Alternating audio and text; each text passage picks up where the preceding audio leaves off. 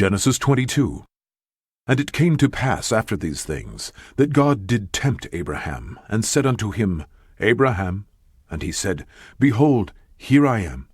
And he said, Take now thy son, thine only son, Isaac, whom thou lovest, and get thee into the land of Moriah, and offer him there for a burnt offering upon one of the mountains which I will tell thee of. And Abraham rose up early in the morning, and saddled his ass, and took 2 of his young men with him, and Isaac his son, and clave the wood for the burnt offering, and rose up, and went unto the place of which God had told him. Then on the 3rd day Abraham lifted up his eyes, and saw the place afar off. And Abraham said unto his young men, Abide ye here with the ass, and I and the lad will go yonder and worship, and come again to you. And Abraham took the wood of the burnt offering, and laid it upon Isaac his son. And he took the fire in his hand, and a knife, and they went both of them together. And Isaac spake unto Abraham his father, and said, My father. And he said, Here am I, my son. And he said, Behold the fire and the wood, but where is the lamb for a burnt offering? And Abraham said, My son, God will provide himself a lamb for a burnt offering. So they went both of them together. And they came to the place which God had told him of. And Abraham built an altar there, and laid the wood in order, and bound Isaac his son, and laid him on the altar upon the wood. And Abraham stretched forth his hand, and took the knife to slay his son. And the angel of the Lord called unto him out of heaven, and said, Abraham, Abraham. And he said, Here am I.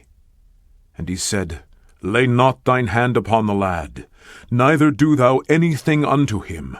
For now I know that thou fearest God, seeing thou hast not withheld thy son, thine only son, from me. And Abraham lifted up his eyes, and looked, and behold, behind him a ram caught in a thicket by his horns. And Abraham went and took the ram, and offered him up for a burnt offering in the stead of his son. And Abraham called the name of that place Jehovah-Jireh, as it is said to this day, In the mount of the Lord it shall be seen.